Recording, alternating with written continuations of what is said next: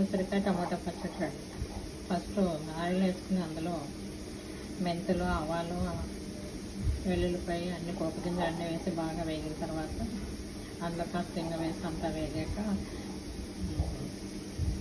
ఉసిరికాయలు వేసి బాగా మగ్గాలి. టమాటా కూడా మగ్గిన తర్వాత బాగా మగ్గిన తర్వాత దీంట్లో ఉప్పు, కారం, మెంతి పొడి, ఆవు పొడి అన్నీ వేసి బాగా దగ్గరికి ఉడికాక